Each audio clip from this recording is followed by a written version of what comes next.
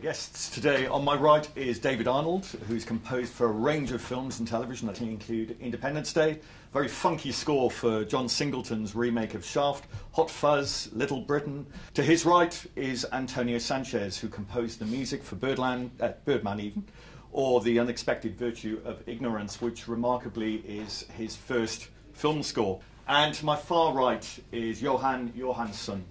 He composed the lyrical music for The Theory of Everything.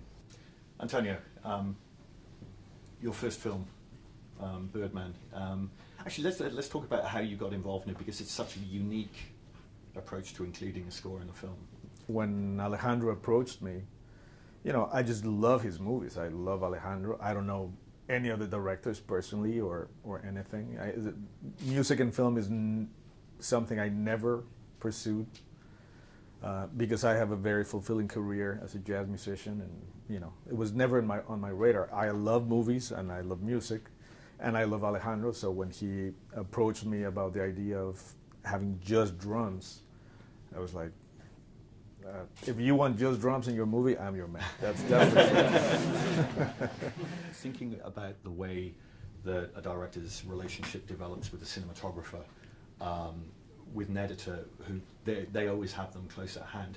That's not necessarily always the case with a composer. Music is usually the one thing that a director can't do. You know, they could probably shoot the film, you know, they could probably edit the film, a lot of them can and do. There's not much of the process of filmmaking that most directors couldn't do in terms of sort of key things, or could make a hefty stab at least.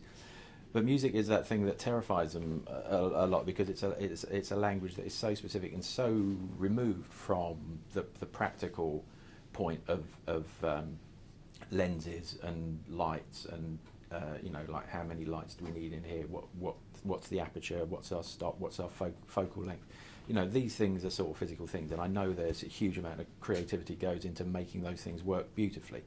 But music appears to be, to a lot of directors, something which is quite terrifying. You know, that they can't really put their finger on specifics like you could with a bit of production design. You know, I always find that directors work most effectively with me when they talk purely in emotional terms, and some of them speak to you in emotional terms. Some of them speak to you very specifically about instruments, and some of them don't speak to you at all. And to a greater extent, I like it when they don't really speak to me at all.